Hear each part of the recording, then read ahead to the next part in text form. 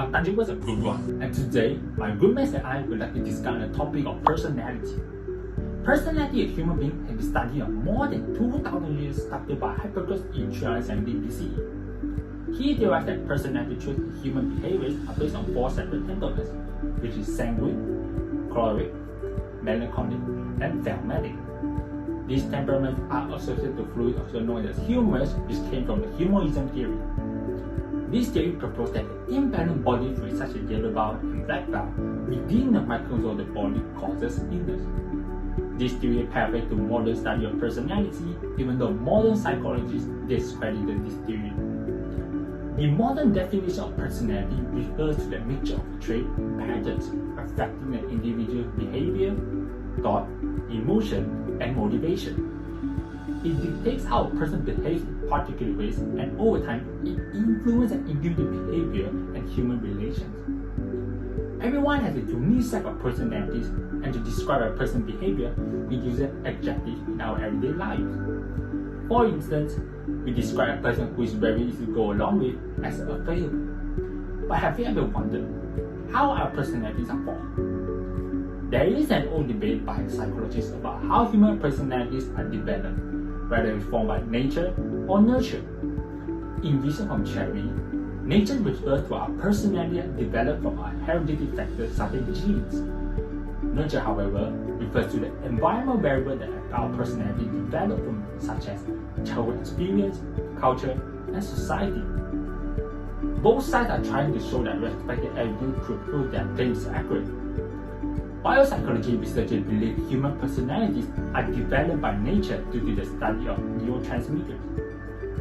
They emphasize aspects of how biology influences our personality to highlight the nature side of the debate. On the other hand, John Locke, an English philosopher and physician, proposed tabula rasa, a psychology term that suggests human minds start from a blank state and forcing human personalities are influenced by the environment, downplaying the genetic inheritance theory. Fortunately for both parties, majority of experts believe both nature and nurture had a significant influence on human personalities, and debating on how much heredity or environment influence our personality is incorrect, as there is no direct method to disentangle the multitude of forces that exist. To further discuss on personality, we would like to analyze the personality of Mark Cuban. Mark Cuban is known globally as a successful billionaire entrepreneur, a television show host, and the owner of the NBA basketball team, the Dallas Mavericks. According to Forbes in 2021, Mark Cuban has a net worth of $400 billion, ranking at number 440 world richest person in 2020.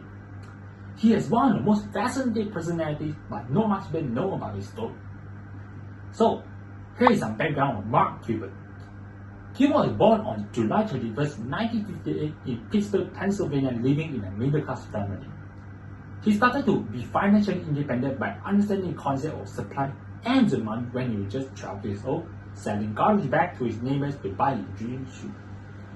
As he got older, he started his own business called Micro Solutions and sold it to CompuSearch in 1990 for $6 million. Realizing the potential of the internet, Cuban and his business partner Todd Wagner created an online streaming audio service called AudioNet in 1995. In 1998, they renamed their brand to Broadcast.com and unveiled it to the public. Soon, his stock went to $200 a share and Yahoo bought it for $6 billion. He managed to escape the dot-com crash by selling his company to Yahoo because he was not ready to earn more money by keeping the stocks. Besides being an NBA team owner, Cuban is also a sharp investor in the American reality television series Shark Tank. Shark Tank is a platform where entrepreneurs attend the television show and make their business presentation to the panel of investors, also known as sharks, who will decide on whether to invest and battle with one another or join hands with other sharks. This year is Shark Tank's 12th season, but he joined Shark Tank as a guest in season 2, and following that season, Cuban became part of the main cast, replacing Kevin Harrington. Cuban is motivated to join the cast by the positive outcome of Shark Tank, uniting people of ages and inspire the younger generation to become entrepreneurs, which is called the American Dream. Currently, he owns 56 company stakes that have appeared on the show. In the year 2000, Cuban purchased the NBA team Dallas Mavericks for $280 million and became the majority stakeholder of the franchise. In an interview with CNBC Make It, he said, "Never crossed my mind as an investment. I did it because I love basketball." Yet, the team was far from a top-tier team in the league, beset by poor decision-making by the management and coaches. The team had gone through more than a decade of non-playoff drought, which is an absurd situation to be in and frustrates fans in the meantime. As a new owner, he revamped the organization culture, and in the year 2011, the Dallas Mavericks won their first ever NBA championship title. Nevertheless, controversy always surrounded Cuban in the past year due to his outspoken, aggressive, and energetic personality. People who disagree with him refer him as arrogant or even toxic. In the year 2004, the Security and Exchange Commission (SEC) charged him with insider trading regarding to an internet search engine website. Cuba again caught the controversy in 2017. He publicly disagreed with after then President Donald Trump, who criticized NFL players protesting over social injustice and impartiality of the police. He expressed his support for his players to kneel during the national anthem and directing the Dallas Mavericks to stop playing the national anthem before home games to support the Black Lives Matter movement. Some people regard his decision as disrespectful towards the national anthem. It influenced other teams to follow.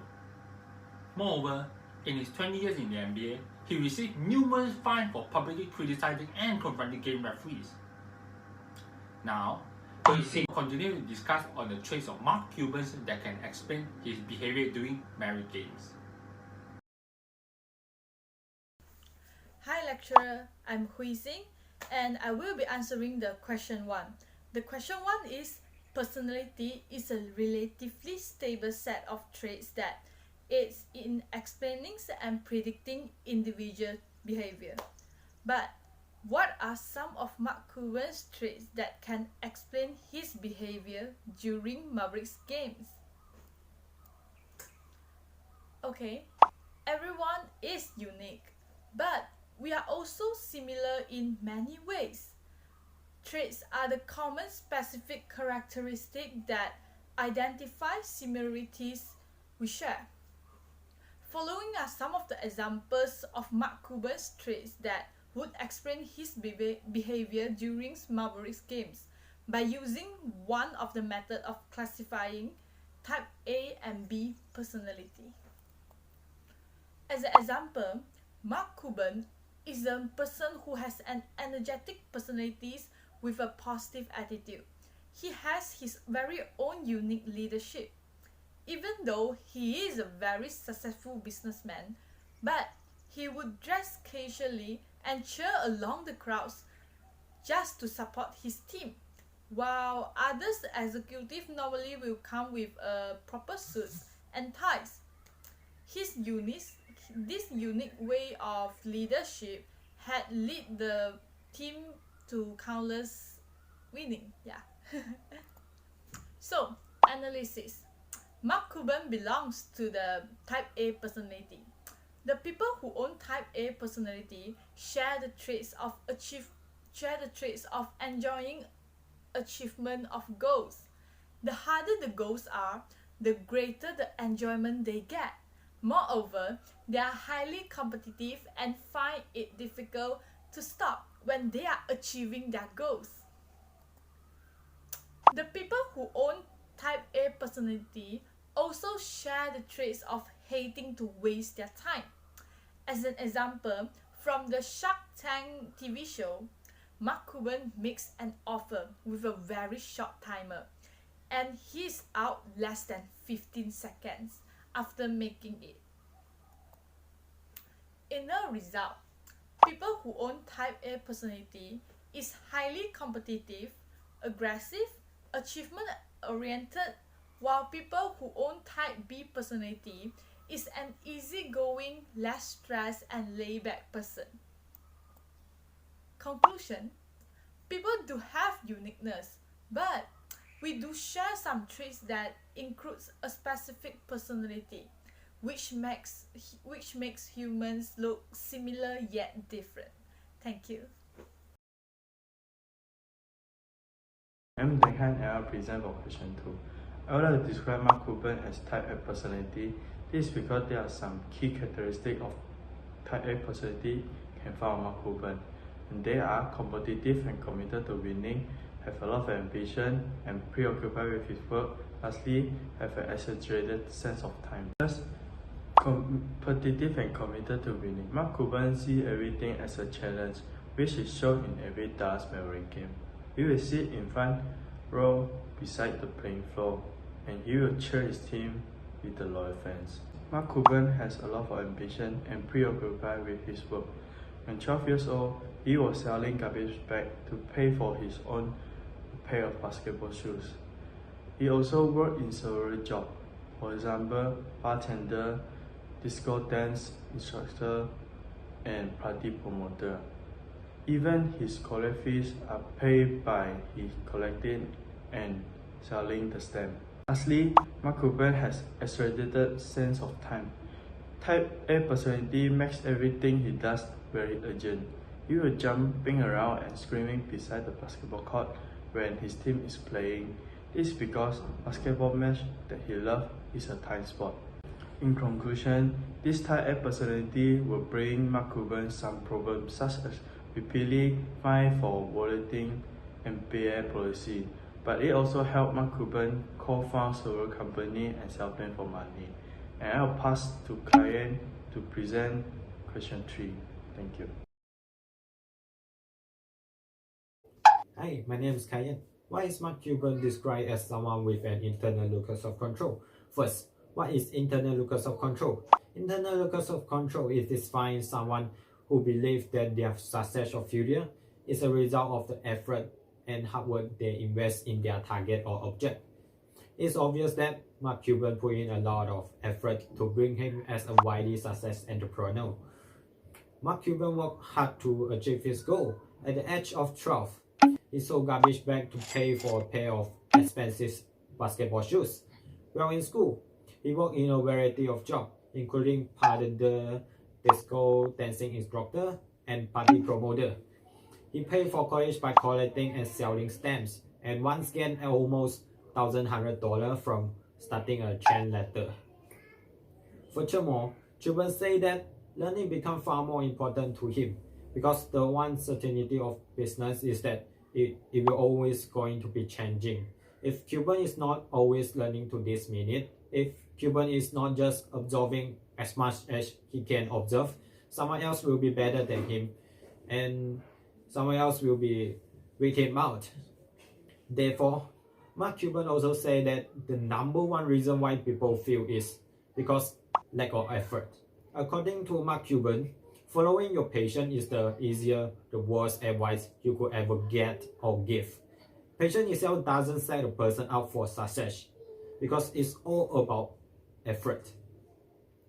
Cuban basically preaches that with time being such a valuable asset in short supply, how and where we spend our time will be the stronger predictor of what we will accomplish.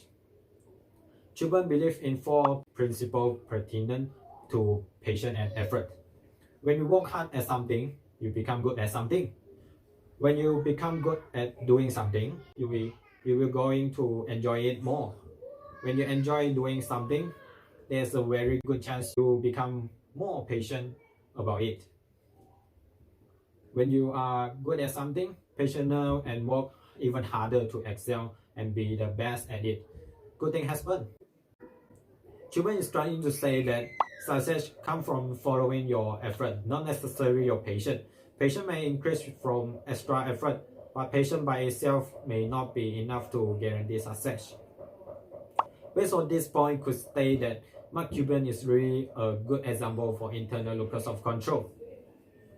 Next, Adeline will answering this question, which is about which of the following dimensions are stronger or clearly evident in Mark Cuban's personality.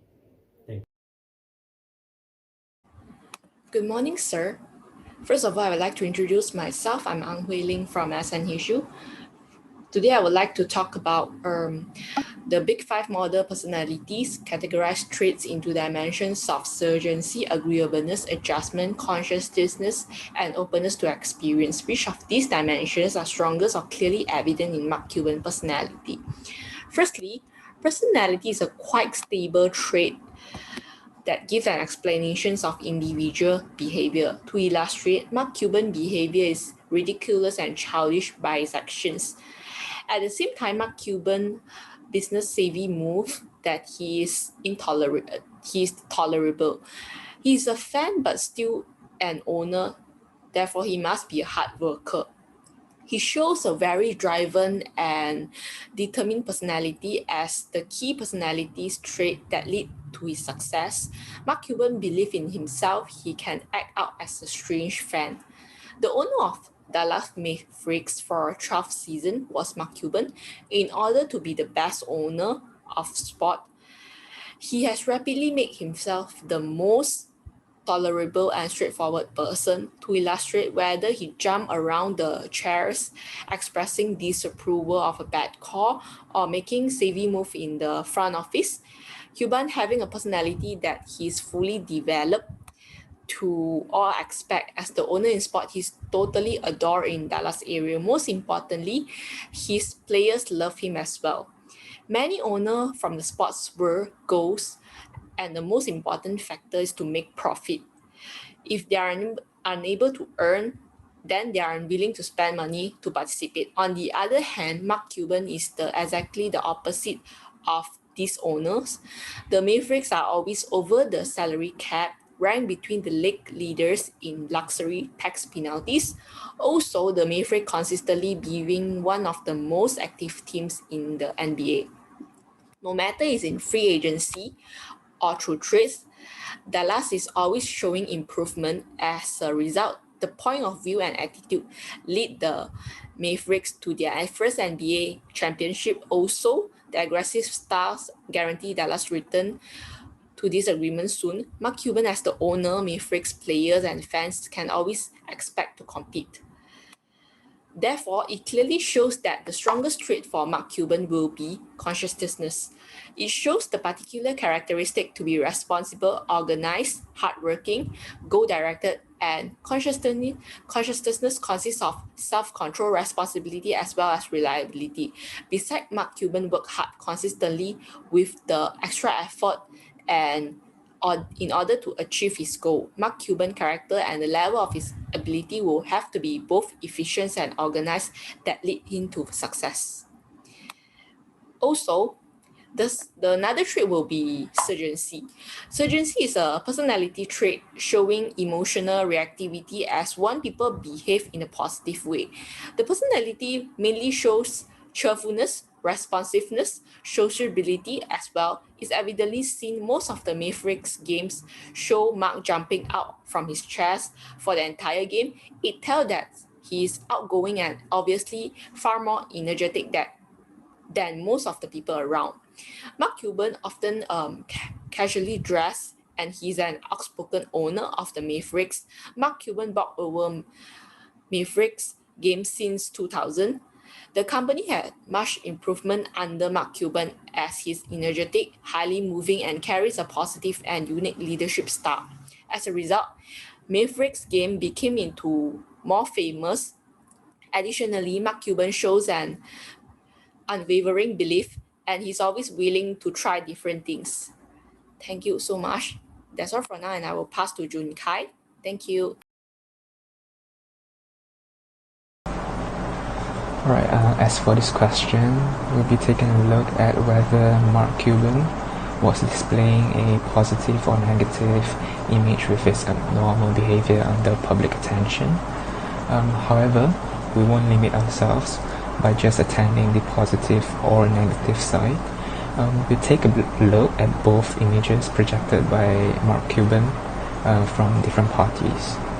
So firstly, from the fans' point of view, he's perceived to have a positive image generally because fans of Dallas Mavericks could somehow relate to him as a hardcore fan and not a team owner, where Mark Cuban would join in the crowd of fans and cheer for the team. As fans should know, that team owners usually have their own respective area known as the luxury box for spectating the games. But despite the norm and somewhat rules, Mark Cuban kept attending at the courtside, wanting to cheer his team up close, therefore gaining the fans' respect and liking. Right, moving on, the relationship between Mark Cuban and the team players and coaching staffs can be seen as a positive image as well. Sitting along the courtside supporting will tremendously boost the team spiritually and mentally, not to mention when there were missed calls and misjudgments, Mark Cuban will be the first to stand up fighting for the team's sake. Although we could not speak on the players' behalf, but we're pretty sure that they appreciate everything Mark Cuban has done for them. Last but not least, the NBA commissioner and league officials find him displaying a quite negative image because he has the tendency of not following the rules and always argue with the league officials, resulting in him having been fined by the NBA countless of times, or I would say the most in the NBA since his purchase of the team. So that basically sums up his long-lasting negative image by the NBA officials. So that's it for question 5. I will pass on the presentation to the next presenter for question number 6. Thank you.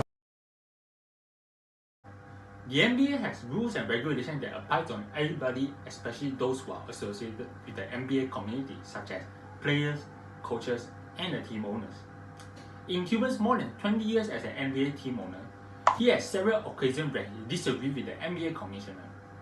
He once tried to break up a fight in a game which earned him several game suspensions. Moreover, he had numerous altercations with referees disagreeing with the refereeing of the game. His biggest fine was $600,000 by the NBA for suggesting his team should lose for the rest of the season in the 2018 season. For the past 2 decades, he had accumulated more than $3 million in fines. As a billionaire, money was never an issue for him, but his action brought many negative publicity to his team and himself.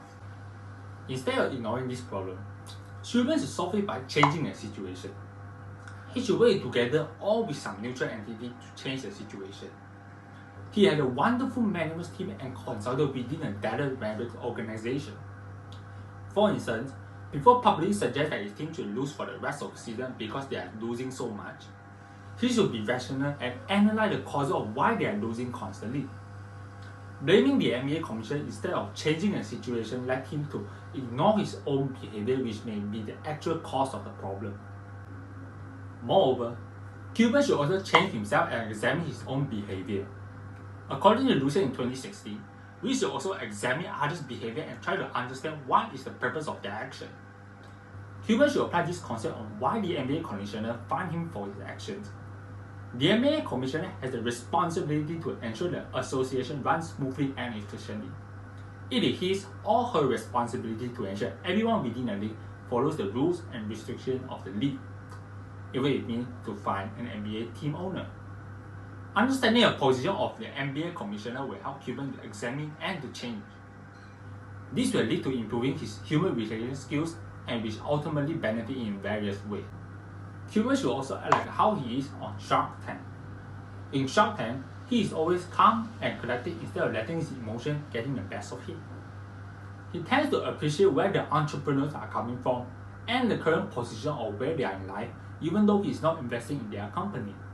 We as a group did a Big 5 personality test and Hui Xing will further elaborate about it. So, I will be presenting the subtopic of the Big 5 personality test. This photo shows that the Big 5 personality test provided by the Human Relations in Organization textbook. While this table shows that this is the result of 6 of us from Group 1, the Big 5 personality test result. From this table, we know that every one of us score differently, but we still score something or some marks in each of the columns, which have proven the statements of we are all individuals with unique qualities, but we are all similar in many ways. To put an example, Teo Hui Xing scored 34 in openness to experience, but Ju Cas only scored 20 in this column, which means that they are both open to experience, but compared to Ju Cas, Teo Hui Xing are more open to experience. Thank you. Hi, sir. So I'm back to discuss about the subtopic, and I'm going to explain about the locus of control. Do you know which is your locus of control? Locus of control categorize one belief into external and internal force control one destiny. To illustrate, externalizer have less control over their performance and are close to new experience. On the other hand, internalizer normally in control and are open to new experience in order to improve performance.